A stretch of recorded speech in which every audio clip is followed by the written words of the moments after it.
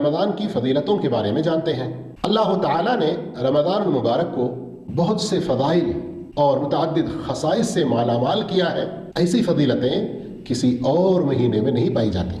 Number 1، افطار تک فرشتے روزے دار کے حق میں استغفار کرتے رہتے ہیں۔ نمبر 2، مردود شیاطین کو قید کر دیا جاتا ہے۔ نمبر 3، اس میں لیلۃ القدر ہوتی ہے جو 1000 مہینوں سے زیادہ بہتر ہے۔ نمبر 4، رمضان المبارک کی آخری رات میں تمام روزے داروں کی مغفرت کی خوشخبری سنائی جاتی ہے۔ نمبر 5، رمضان المبارک کی ہر رات اللہ تعالیٰ بہت سے جہنمیوں کو جہنم سے آزاد کرتا ہے۔ نمبر 6، رمضان المبارک میں عمرہ کرنے کا ثواب حج کے ثواب کے برابر ہے۔ اس کے علاوہ اور بھی بہت سے فضائل ہیں۔ نبی کریم صلی اللہ علیہ وسلم نے فرمایا، من صام رمضان ایمانا واحتسابا غفر له ما تقدم من ذنبه، بخاری مسلم کی یہ حدیث کہ جو شخص ایمان اور نیکی کے ارادے سے رمضان کے روزے رکھے تو اس کے پچھلے گناہ بخش دیے گئے۔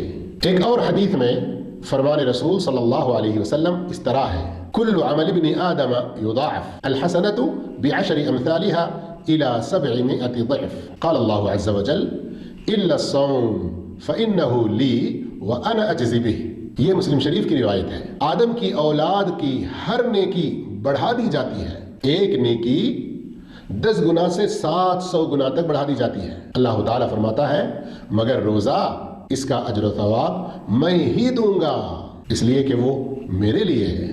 غور کیجئے آپ، ہر نیکی کا جو بدلہ ہے وہ ایک محدود تعداد میں بتلایا گیا کہ 10 سے 700 تک، لیکن روزے کے بارے میں ہر طرح کی حد بندیوں کو ختم کر کے اللہ نے اس کی نسبت اپنی طرف کی اور فرمایا میں ہی بدلہ دوں گا۔ اللہ اکبر! اتنے بڑے اجر و ثواب والا یہ روزہ کیا ہم سخت گرمیوں کے بہانے، ڈیوٹیوں کے بہانے اور دوسرے کچھ عذر تلاش کر کے چھوڑ سکتے ہیں؟